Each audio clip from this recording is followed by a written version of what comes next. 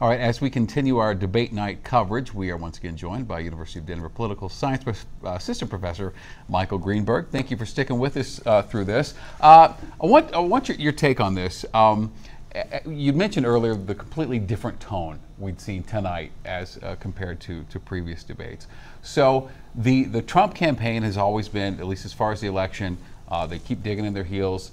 We won the last election. We didn't lose. We won.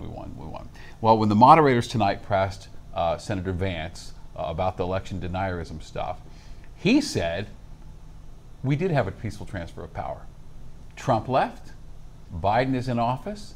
And and I've never heard that camp describe it like that, meaning that all of the noise and bluster was that just like how January they left. 6th didn't happen. Yeah, so very interesting, I thought. Yeah, I think that was perhaps a smart tactic from the Vance and Trump camp, right? So they said there was eventually a peaceful transition of power, which is of course true if you ignore all the non-peaceful transition of power that came before that. So if you ignore January 6th, you ignore all of the lawsuits and legal trouble instigated by the Trump campaign, then sure, eventually there was a peaceful transition of power. But certainly, right, there was a deviation from the regular norms of peaceful transitions that are necessary for a democracy to function.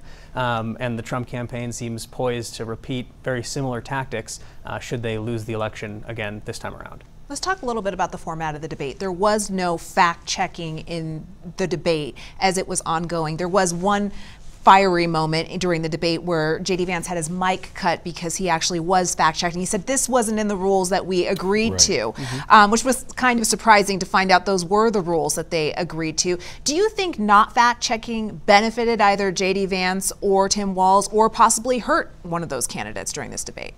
Well, it's hard to know because we don't have a debate where the two of them participate with fact-checking to compare it against. I think both candidates, compared to the debates we've seen recently, did a pretty good job of sticking to close to the truth, or much closer than other candidates have done. I think that the moderators also did a good job of, steering the conversation towards areas where the candidates were sort of forced to talk about things they had said or not said. And so it was pretty apparent to the viewers when candidates were avoiding talking about certain topics. As for sticking to, the fact-checking, it will sort of remain to be seen in the next days as media fact-checks what each of the candidates said. All right, about 30 seconds left here. I know this is an abridged campaign with Harris jumping in so late as the nominee, and not the length of tonight's debate, but do you think that this has been and will be enough for voters to make an informed decision this time around?